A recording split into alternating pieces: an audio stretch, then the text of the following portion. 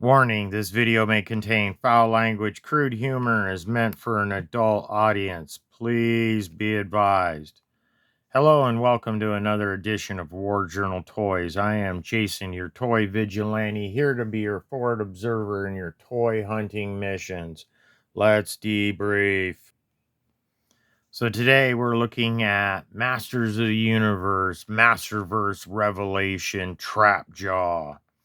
Let's get into this. So I picked this up at Target. I noticed he was online. I've actually had him for about a month, but I hadn't been making videos because of personal issues and work and stuff. So I just finally got around to making a video. So let's take a closer look at this.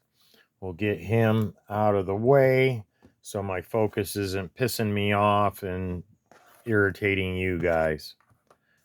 So take a look at the artwork. Is kind of dark on this. It's hard, I apologize. It's kind of hard to see, but you get Stinkor in this way. Well, this wave it's all jumbled up, but Stinkor, Merman, Faker, Trapjaw, Andra, Tila, and Savage He-Man.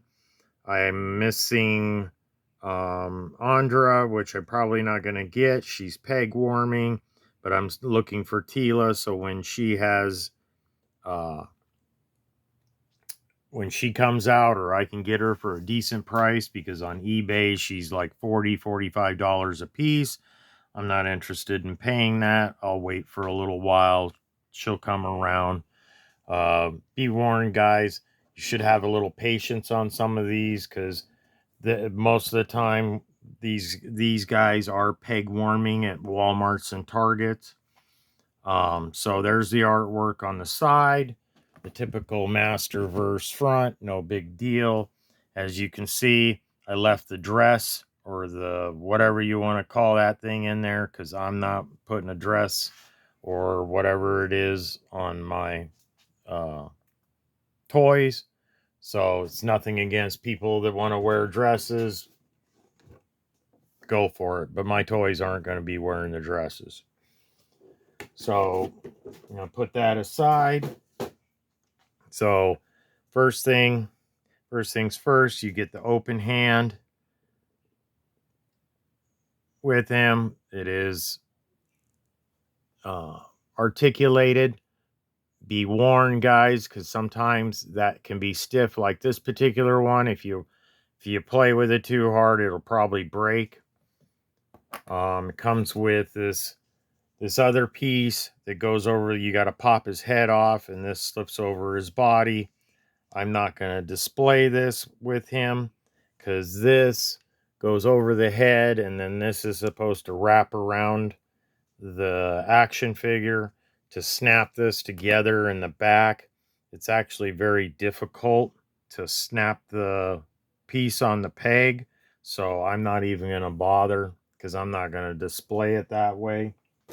So I'm going to keep it, but I'm not going to display it that way. And then let's get into the main figure. So let's see. I'm going to pause this video. Okay, we're back. Sorry about that, guys. I was messing with the lighting so I could get you a real good view of Trapjaw. This action figure overall looks great, but there's a few little discrepancies that kind of tick me off.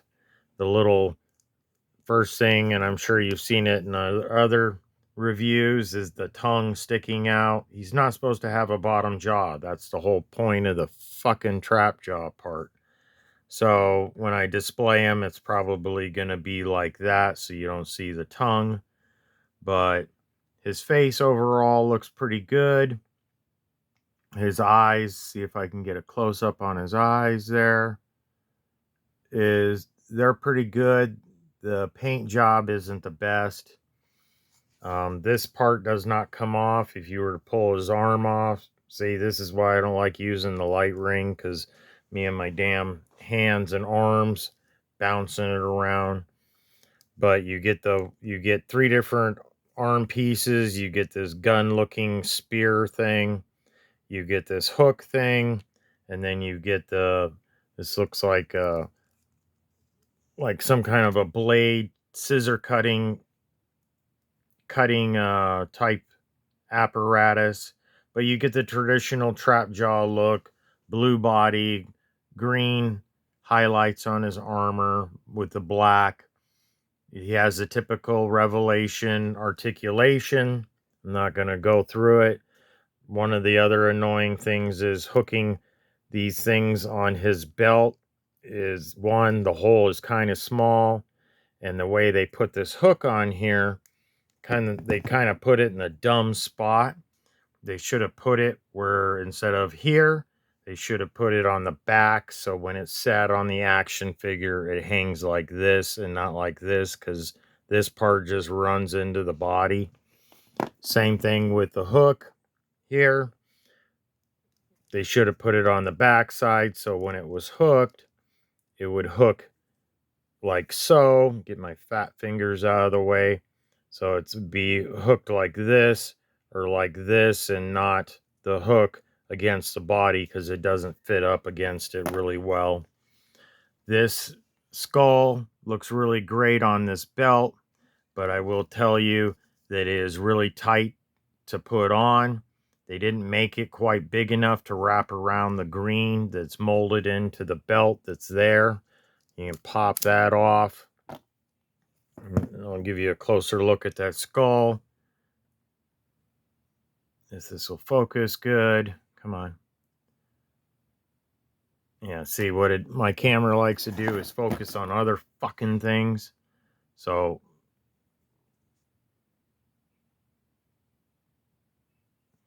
now it's focusing on my damn fingers and not the stupid toy. But it's a good crossbones. It's a little different details on the bubble on stuff. Put that aside. Now you can go with the molded belt that's on him and just stick with that if you're not going to hang his tools on the side, which I might do that when I display him. But yeah, he's a cool figure. I like the blue. His hands do twist, so he can be nice if be cool to make a 3D printed version. It gives you the finger, but we'll see. Maybe somebody out there with a 3D printer will print that up someday. But overall, he's okay mostly. He has his issues, but I've always loved Trapjaw. I had one when I was a kid. I have a vintage Origins version that I picked up off eBay, and then I've got, of course, the vintage version from the 80s that I picked up. Picked it up really cheap, so I got it. But this is Trapjaw from Masters of the Universe Revelations. He's a deluxe figure. He's roughly around $30 or so. That's all I got. So I'm Jason. This is War Journal Toys. If you like my content, please like, share, subscribe, and we will see you on the next one. Be here.